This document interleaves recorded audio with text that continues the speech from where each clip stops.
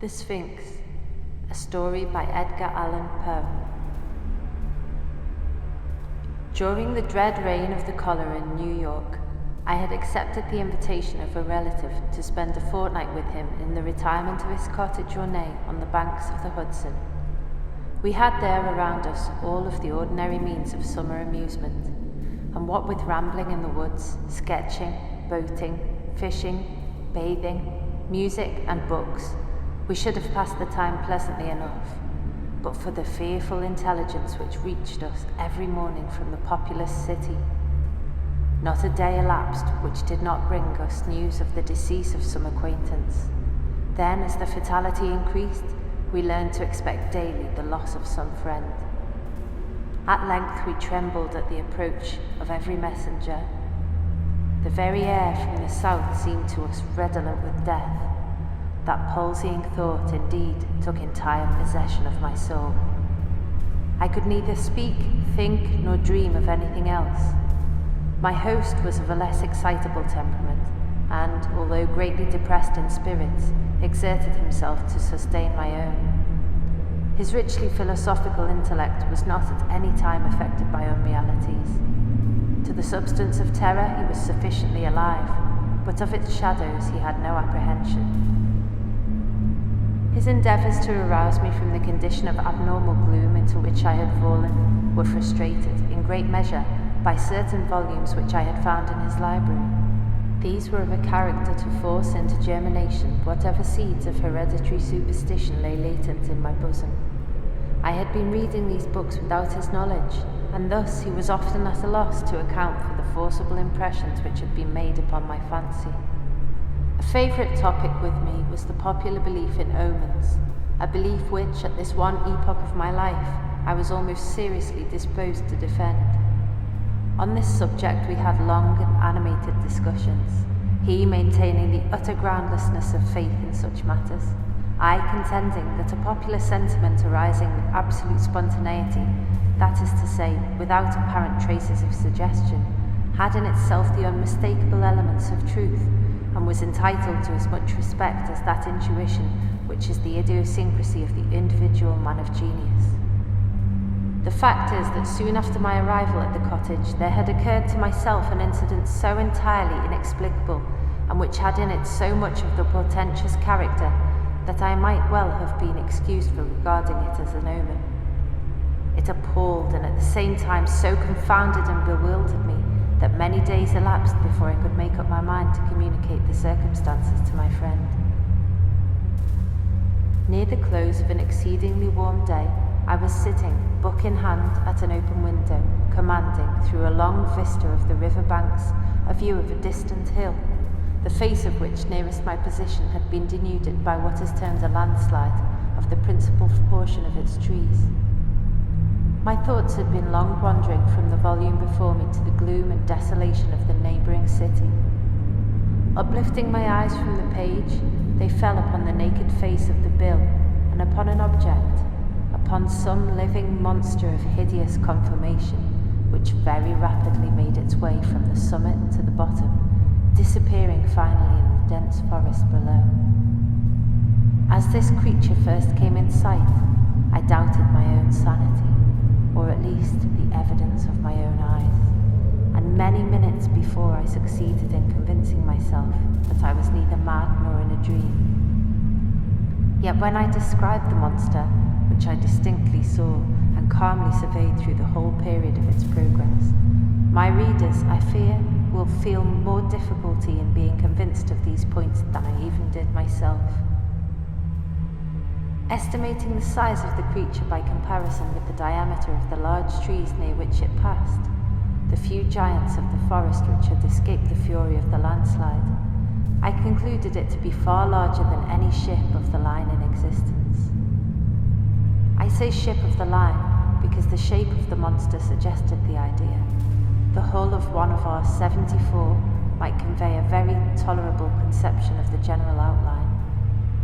The mouth of the animal was situated at the extremity of a proboscis some 60 or 70 feet in length, and about as thick as the body of an ordinary elephant. Near the root of this trunk was an immense quantity of black shaggy hair, more than could have been supplied by the coats of a score of buffaloes, and projecting from this hair, downwardly and laterally, sprang two gleaming tusks, not unlike those of the wild boar, but of infinitely greater dimensions. Extending forward, parallel with the proboscis, and on each side of it, was a gigantic staff, 30 or 40 feet in length, formed seemingly of pure crystal and in shape a perfect prism. It reflected in the most gorgeous manner the rays of the declining sun. The trunk was fashioned like a wedge with the apex to the earth. From it there were outspread two pairs of wings, each wing nearly 100 yards in length, one pair being placed above the other and all thickly covered with metal scales, each scale apparently some 10 or 12 feet in diameter. I observed that the upper and lower tiers of wings were connected by a strong chain, but the chief peculiarity of this horrible thing was the representation of a death's head, which covered nearly the whole surface of its breast, and which was as accurately traced in glaring white upon the dark ground of the body as if it had been there carefully designed by an artist.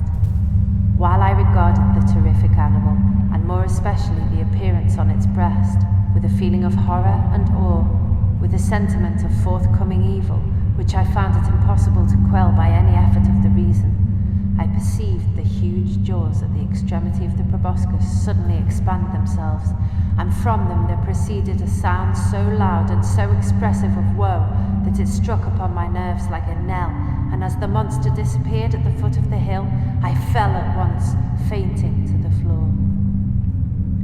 Upon recovering, my first impulse, of course, was to inform my friend of what I had seen and heard, and I can scarcely explain what feeling of repugnance it was which, in the end, operated to prevent me. At length, one evening, some 3 or 4 days after the occurrence, we were sitting together in the room in which I had seen the apparition, I occupying the same seat at the same window, and he lounging on a sofa near at hand.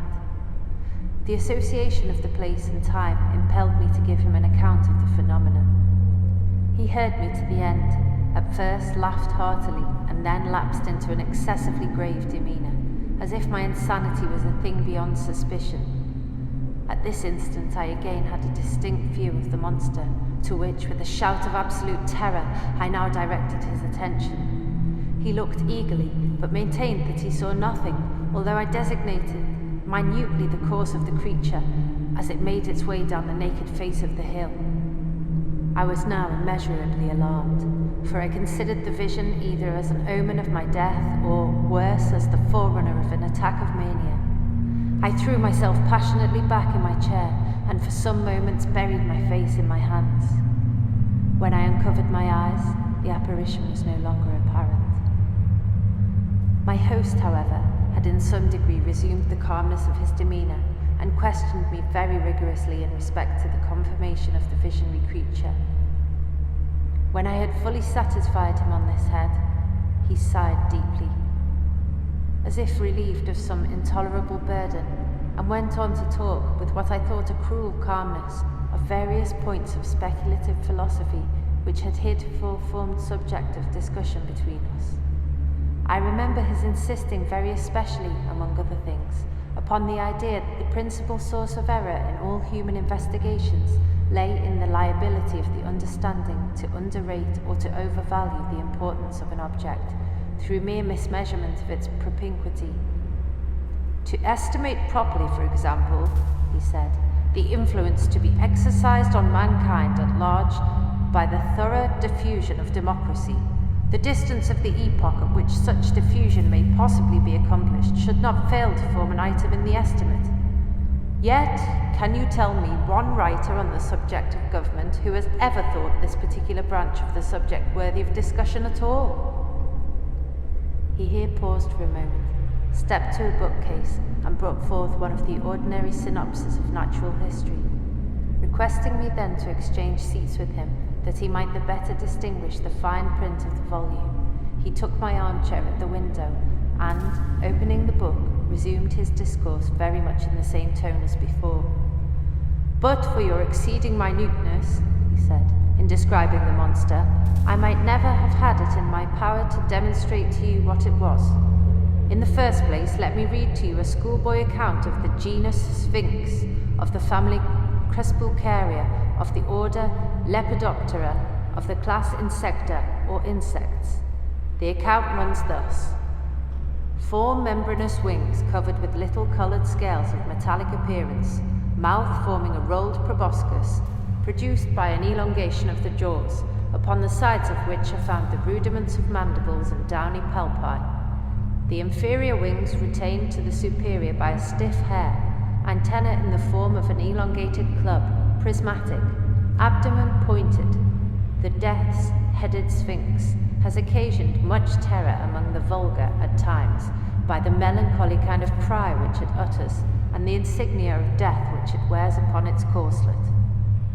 Here he closed the book and leaned forward in the chair, placing himself accurately in the position which I had occupied at the moment of beholding the monster.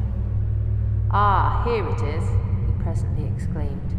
"It is reascending the face of the hill, and a very remarkable-looking creature I admit it to be. Still, it is by no means so large or so distant as you imagined it. For the fact is that, as it wriggles its way up this thread, which some spider has wrought along the window sash, I find it to be about the 16th of an inch in its extreme length, and also about the 16th of an inch distant from the pupil of my eye."